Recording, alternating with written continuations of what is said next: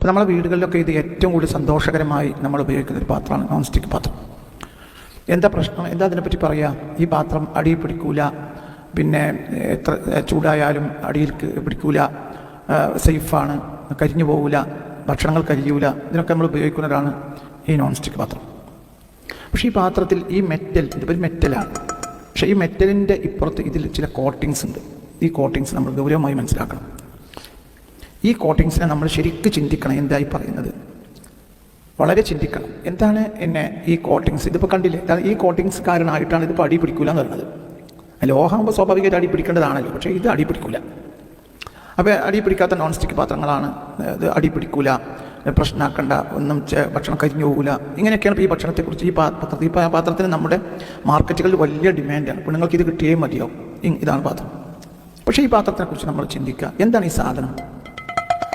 എന്താണ് ഈ സാധനം? ഇതിൽ ടെഫ്ലോൺ കോട്ടിങ്ങുകൾ ഉപയോഗിക്കുന്നുണ്ട്. എന്തിനാ? അടി പിടിക്കാതിരിക്കാൻ വേണ്ടി ടെഫ്ലോൺ കോട്ടിങ്ങുകളാണ് ഇതിൽ ഉപയോഗിക്കുന്നത്. ഈ കോട്ടിങ് കാരണം ഇതൊരു രാസപദാർത്ഥമാണ്, ഒരു ടെഫ്ലോൺ കോട്ടിംഗ് ആണ് ഇതിൽ ഉപയോഗിക്കുന്നത്. അത് കാരണമാണ് ഇത് ഒട്ടിപ്പിടിക്കാത്തതൊക്കെ അതാണ്.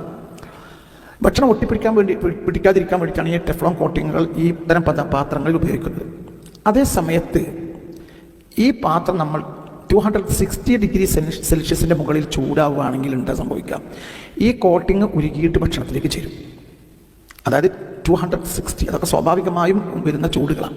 അങ്ങനെ ചൂടായി കഴിഞ്ഞാൽ അത് നമ്മൾ എന്താ പറയുക, നമ്മൾ പൊരിക്കാൻ വേണ്ടിയിട്ടാണെങ്കിലും കരിക്കാൻ വേണ്ടിയിട്ടാണെങ്കിലും ഇതിനൊക്കെ വേണ്ടി ഉപയോഗിക്കുമ്പോൾ 260 ഒക്കെ സ്വാഭാവികമായി വരുന്ന സെൽഷ്യസാണ്. ആ 260 ഡിഗ്രി സെൽഷ്യസിൻ്റെ മുകളിലേക്ക് ഈ പാത്രം ചൂടായാൽ ആയിക്കഴിഞ്ഞാൽ പിന്നെ എന്താ ഉണ്ടാവുക? ഇത് മെല്ലെ മെല്ലെ മെല്ലെ മെല്ലെ മെല്ലെ ഉരുകിയിട്ട് അത് നമ്മളറിയാതെ ഭക്ഷണത്തിലേക്ക് ചേരും.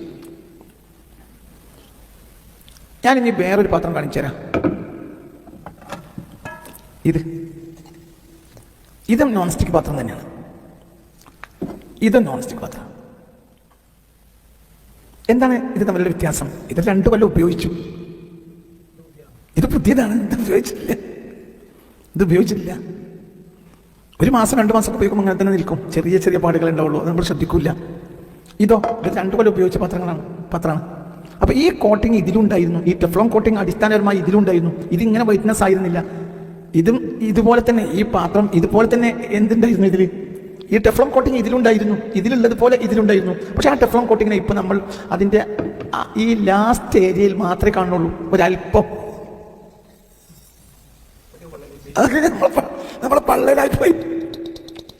ഈ വിഷം ഇതൊരു വിഷമാണ്. ഈ ടെഫ്ലോൺ കോട്ടിങ് എന്നാൽ ഒരു വിഷമാണ്. ആ വിഷം വളരെ മാരകമായ വിഷങ്ങളിൽ ഒന്നാണത്. ആ വിഷം നമ്മൾ അറിയാതെ നമ്മളെ ഉള്ളിലേക്ക് കയറുന്നു. ഞങ്ങൾക്ക് വേറൊരു പാത്രം കാണിച്ചു. ഇത് 4 കൊല്ലം ഉപയോഗിച്ച പാത്രമാണ്. ഇത് 1.5 കൊല്ലം 2 കൊല്ലം ഉപയോഗിച്ച പാത്രമാണ്. ഇത് പുതിയ പാത്രം. ഇത് തന്നെയാണ്.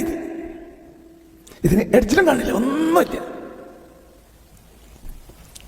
മനസ്സിലാവണ്ട പറഞ്ഞത്? ഇതിലൊന്നുമില്ല, ഇതിലൊരു കോട്ടിങ്ങിനെയും നമ്മൾ കാണുന്നില്ല. ഇതെന്തായിരുന്നു? ഈ ടെഫ്ലോൺ കോട്ടിങ് ഇതിലുണ്ടായിരുന്നു. ഈ കറുകറുത്ത ഈ ടെഫ്ലോൺ കോട്ടിങ് ഇതിലുണ്ടായിരുന്നു. പക്ഷെ ഇതിൽ അശേഷം ഇപ്പൊ ഇല്ല. നിങ്ങളിത് ശരിക്കും നിങ്ങൾ അടുക്കളയിൽ നിങ്ങൾ ചിന്തിക്കുന്നില്ല. ഈ ടെഫ്ലോൺ കോട്ടിങ്ങിന്റെ സാധാരണ ഉപയോഗം മനുഷ്യർക്ക് ക്യാൻസർ ഉണ്ടാക്കും. ഇത് മനുഷ്യന് ക്യാൻസർ ഉണ്ടാക്കുന്ന ഒരു മെറ്റീരിയലാണ്.